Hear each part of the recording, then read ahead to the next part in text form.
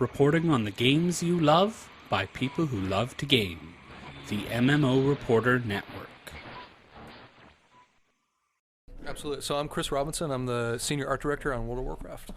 I'm Luis Barriga, one of the lead game designers for a while. Okay, excellent. I'd like to start off. There's a colleague of mine who fell ill before she came here, so I'm going to ask her questions on her behalf, so I have to read them from my phone. Working on World of Warcraft these days, what is the main objective? Is it retention of current players, or is there still a focus on attracting new ones? I think the current objective is just to make the game awesome, to be honest with you.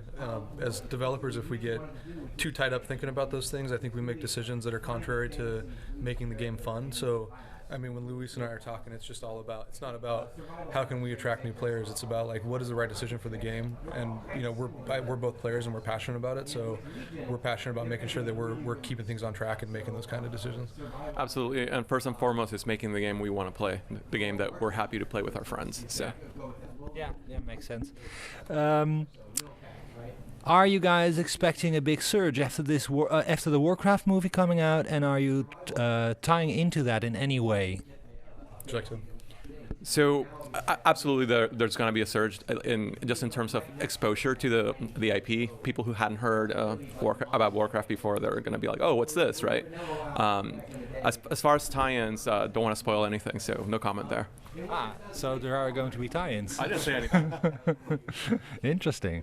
Not to say that you need to worry just yet. These are her words, by the way, not mine again. Not to say that you need to worry just yet, but is there a plan for an end game to World of Warcraft? Like in wrapping up all the storylines and ending the game as it is? Chapter. Yes. Not really. We see this as a franchise that it's gonna live on for a very, very long time. We put so much work and energy into keeping our game updated. We just did some tremendous tech improvements. I think yesterday we spoke about how we increased the view distance by 3 times, and we've done other stuff like previous expansion. We updated a lot of the models to be HD models, and so we keep investing both in gameplay and also in just technology that our game has. So we don't see a final chapter anytime soon. Yeah, definitely. I hope WoW goes for 2,000 years, and that my great grandkids are playing it. I mean, we've been. Are you saying that World of Warcraft will become Skynet? Skynet? In no way. I hope not.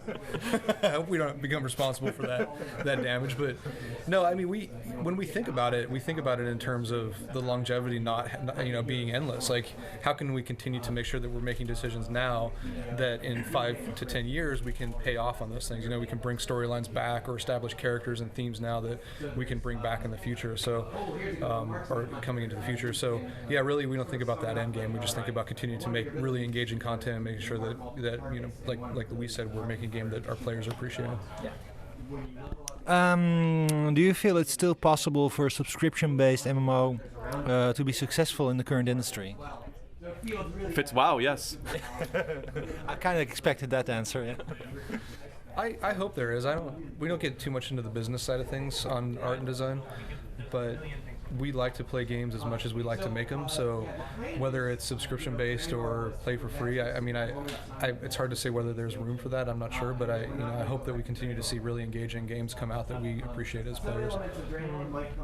Well, personally, the fact that you have to pay a subscription, the upside is you don't have to worry about anything else anymore. They're not trying to get your money through other ways. You have the game and you're in there. So that's relaxing. I'll continue with my own questions. Okay, first the hero class. You're launching a new hero class, the second after the Death Knight. What were the major lessons that you took away from the Death Knight that you've incorporated, obviously, in the Demon Hunter? Do you want to talk design first? Sure, absolutely. So, well, actually, I was going to talk a little bit of art. You can't talk art. That's my part. Well, okay. So one of the things that we took as a lesson is that having a really, really epic starting experience is really important. Because as a player, you might not know what it means to be a Death Knight or a Demon Hunter. So we have that, that brief introduction that after you play it, you go like, oh, I get it. This is what these guys are all about. And it's really important to showcase the class in a way that after that experience, there's no question what that picture in your head is. And then another thing that was a big lesson for us too is that adding more customization options that speak to that class is really important. So with Death Knights, we did an incremental step where you can pick skins. Your voice has a little bit of a filter. I don't know if you've checked Night Elf voices recently, but they're a little peppy sometimes, And we went back in and said, no, this is not acceptable for our new dark, brooding, demonic hero class. So we went back in, re-recorded it, and I don't know if you guys had time to check the demo, but we have more customization options on these guys than we've ever had in any class, race, anything, right? So to the point where we had to adjust our UI to accept more options. So. Yeah, I would second I think we came out of the Death Knight experience feeling like we just didn't have enough customization. It didn't really sell the fantasy that we were trying to sell in a way that we really wanted to do it. So that was first and foremost our goal, and what I wanted to see is a point where if people sit down to customize, they just keep hitting randomize because the options are so varied and everything looks so different that it takes a while to really get through everything and feel like that system is, or get a sense for what the system is and settle on something that you want to be. So that was, I think carrying that through as a lesson was super important for us, and then that kind of also reflects how we wanted to use the Demon Hunters to really capture the fantasy of Illidan and what people were familiar with from Burning Crusade and what they were excited about when it comes to Burning Legion and Invasions and the story that we were telling in Burning Crusade as it relates to the story that we're telling now. Yeah. Because these characters are really your bridge into that story. And visually, if we're telling enough of the story where you don't have to bridge that gap, you just it naturally transitions you into it. Yeah. And as a player, I sit down and I'm like, oh, I love Illidan, man, the tattoos and the horns and the skin and the eye thing. There's so many cool things to work with there that for us it was to be able to pull that fantasy to the player character level, and with customization get to a point where when you very first started customizing, you're like, that exactly hits the fantasy that I was hoping for. And then as you continue on, you go whoa, this is so much deeper than I ever thought or expected it to be. And then as you go in and start playing the game, that transition allows you to really experience Legion in a way that you'd never have before. Yeah, and that visual storytelling is so important. Like what Chris just said, right? Telling you a story without telling you any words, right? I can write quest text till my eyes bleed, telling you, You have you? I have, yeah. So telling you that you're looking much better now. demon hunters are playing with forbidden magic and it's warping their very being, right? And if you don't see it, it doesn't sink in. But as a player, if you go through your options and you have messed up demonic skin and horns poking through and your eyes are burning with felfire, you get it immediately, right? It's oh, these guys are not normal elves. They're doing something that's changing their very essence. I think we might have oversold the fantasy initially because we went crazy and cracked skin and scales and you're just nasty and all demoned out. And Luis actually came to us and he's like, guys, if I wanted to be an attractive demon hunter or something that maybe wasn't so scary, is that an option? And we were kind of not currently. But apparently that's something that we need to do. So we have that too. We try to, at that point, you want to speak a little to that? Yeah, we customization wise, we give you the whole spectrum, right? So if you're rather your elf be pretty and you're playing elves for aesthetic reasons, we want to give you options that speak to that and aren't too warped. But if you're full on board with the demonic program, you can make your dude really, really scary, to the point where some of them kind of look similar to treatments we've done with monster creatures before. I don't think we've ever done a player character that's so just so aggressively demonic. It's really cool. I'm really excited. Sure. I think we took that, with Worgen, we went probably, That's that true. was a step in that direction, That's right? true. And then obviously Death Knights were, to speak to your question, that was kind of dipping our toes in those waters. But yeah, to really skew your character in a way where they're so far away from what that original, Night Elf or Blood Elf fantasy was a really interesting process for us to go through. It sounds to me that the design for the Demon Hunter was very much rooted in story, but was there a kind of a niche that the other classes didn't cover yet that you felt you had to fill with the Demon Knights?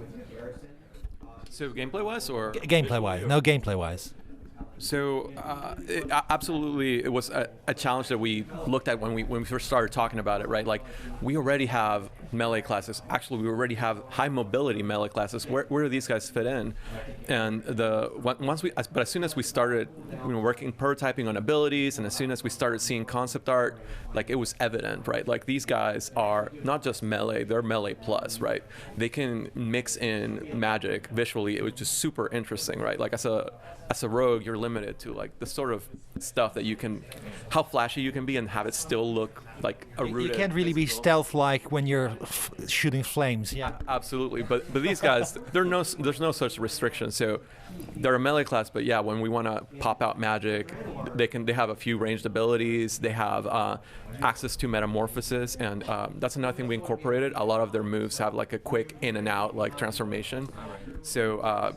We think it's going to feel very, very different, and we also took mobility to like a whole other level. You can double jump, do backflips, glide. It's actually quite exciting to the point where like when I play my WoW live character, like I play Warlock, and I keep trying to double jump, and I'm like, oh right, it's not my Demon Hunter, And but does it add options for exploration, or is it purely a visual thing that you can double jump?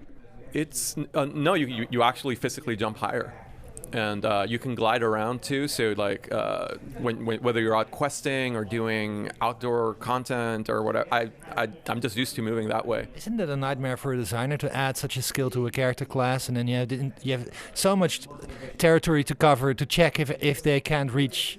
Don't get me wrong. We're all dreading fixing a ton of bugs, but it's worth it, man. Like it's such a fun class to play. We hope you agree when you play it, but we're having a blast. One question that sprung to mind when I heard you were adding another hero class. Why the game is kind of on the top heavy? May I put it that way? That a lot of people have reached the highest level in the game, yep.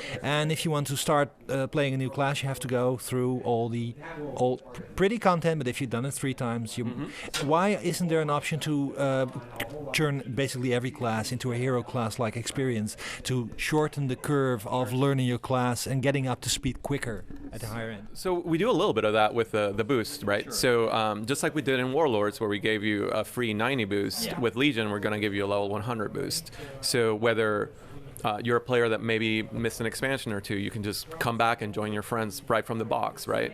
And we have a boost experience that will get you very rapidly up to speed with your class. But it's not something you're considering to make all the classes to shorten the leveling curve to an hour and a half and then get to wherever you want to go? No, not right now. Yeah.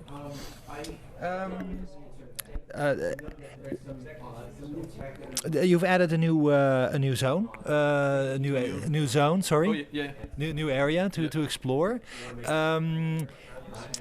How does what are the new elements that we haven't seen in player in PvE in this zone compared to the rest of the content that we've already seen?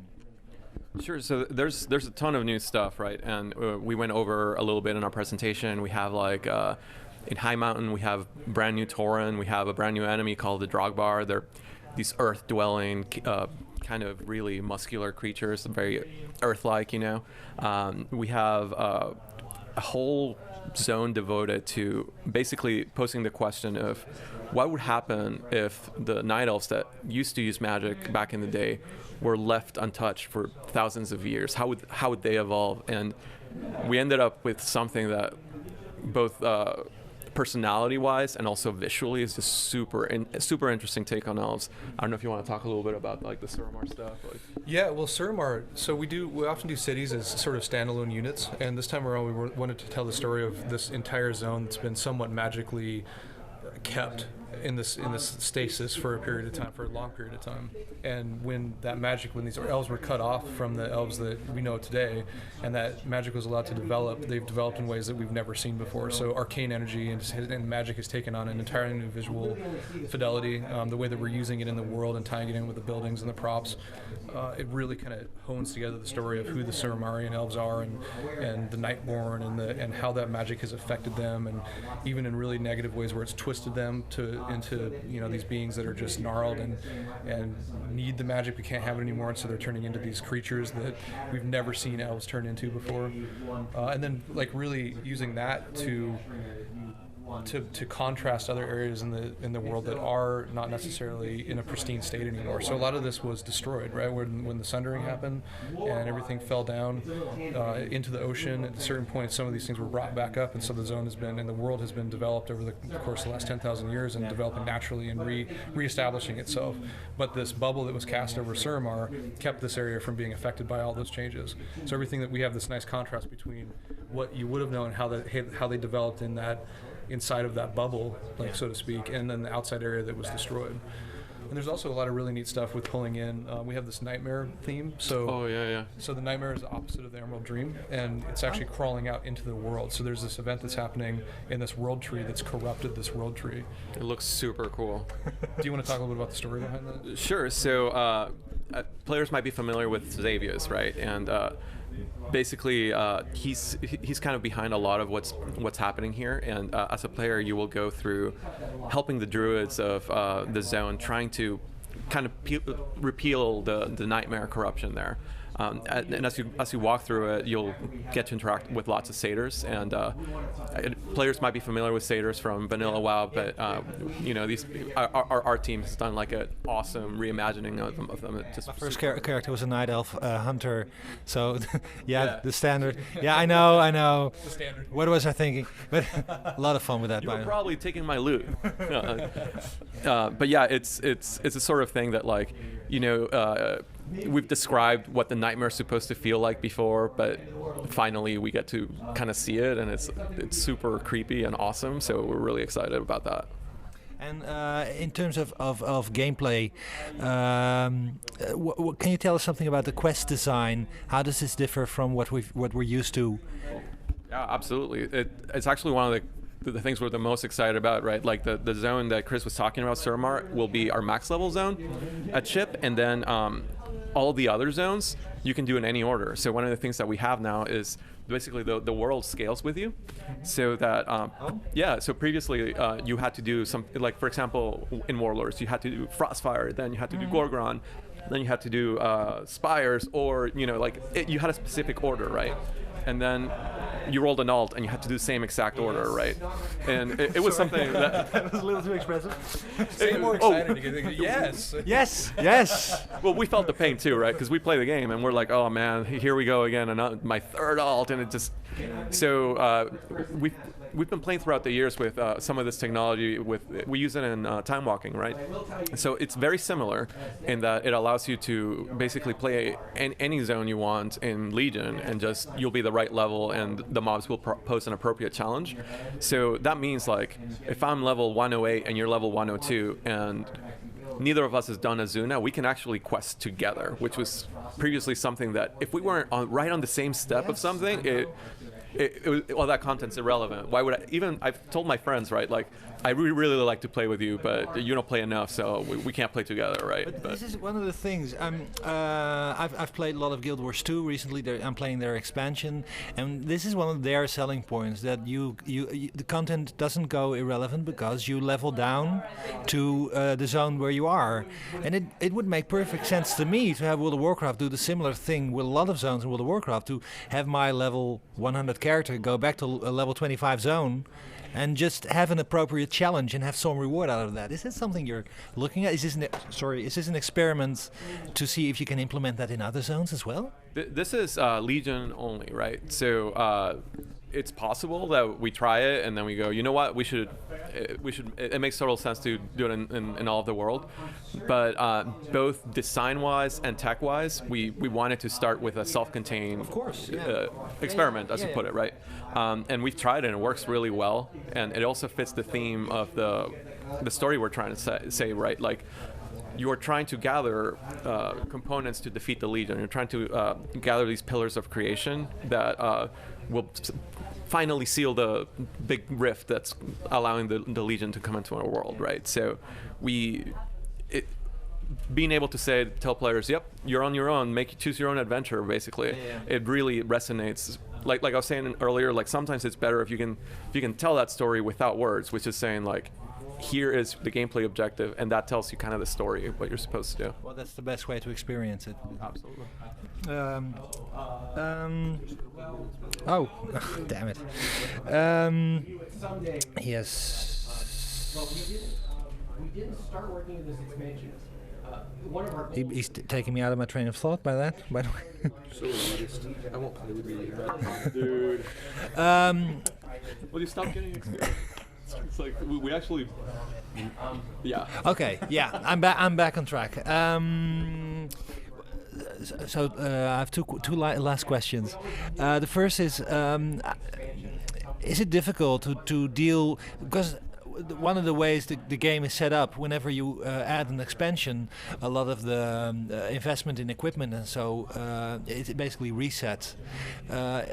Was this a big challenge here to up the power without getting into ridiculous numbers again? Because I've seen the video a couple of years ago of mega damage. That should something, right? Is this something that's? Have you found a way to not get into that same trap again? Well, from a fidelity standpoint, I think that's where artifacts really came into play. We want to do something where you weren't necessarily throwing away your uber epic weapon and picking up a little tiny silver dagger, and Which is doing way more better, damage. yeah. I mean, that's always bothered me. So the opportunity to really hone in on what are the class fantasies behind these uber weapons, and how do they grow with you, which is a huge part of it. So you're not necessarily just picking up one and throwing it away and grabbing another one. Like, you're really making that choice. Yeah. And then obviously there's some choices there within that range that you can choose from, different visual styles. Yeah. But ideally here now we're not going to run into a situation where you feel like you're throwing away your epic, and then now you're at least picking up something that feels hopefully equivalent. And so then ridiculous green, which is better. Yeah, well, that's not happening again. Well, at least now with artifacts and for Legion, that's not happening. Right.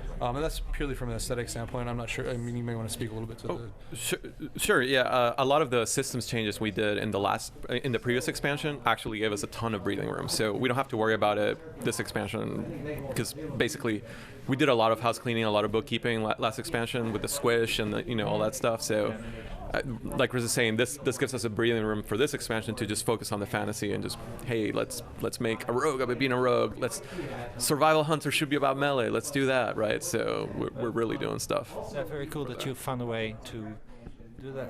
If there's one feature you have to pick, either one of you, of the expansion that you're most proud of, what would it be? That's so hard. I mean, I'd have to say Demon Hunters, just because I'm really happy with.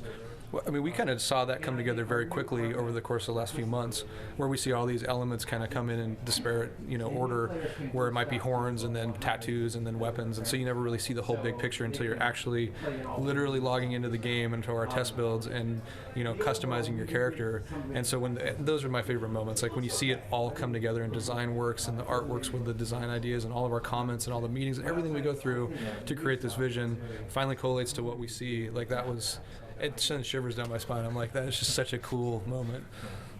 I have to agree completely. Like, there's so many cool features between artifacts and scaling and all the stuff we're doing, but Demon Hunter is so exciting. And to add a little bit to what Chris was saying, like, it's really the little touches that, like, we've been adding and going oh, this doesn't feel quite Demon Hunter-y. Why isn't it? And then we look at the run and it's like, oh, Demon Hunter's runs needs to be just like this, and then we'll go and tweak it. Or like the voices, right? Like we actually put in so much more stuff into Demon Hunters that we normally do for any other class or feature like that. So let's be honest though, double jump is really the feature. Double jump is where it's at, actually. Yeah. Well, players know how fun it is to just jump when you have nothing else to do and you're running around. And you could be waiting for your ready check and you're still jumping around. So twice the jumps, twice the fun. Now you can do that twice. Okay, excellent, guys. Thank you so much. Thanks for watching the video, everybody. Don't forget to check out all the other podcasts at MMOReporter.com or by clicking on any of the links here. And please check out our Patreon campaign at patreon.com/MMOReporter. Thanks, everyone, and see you in game.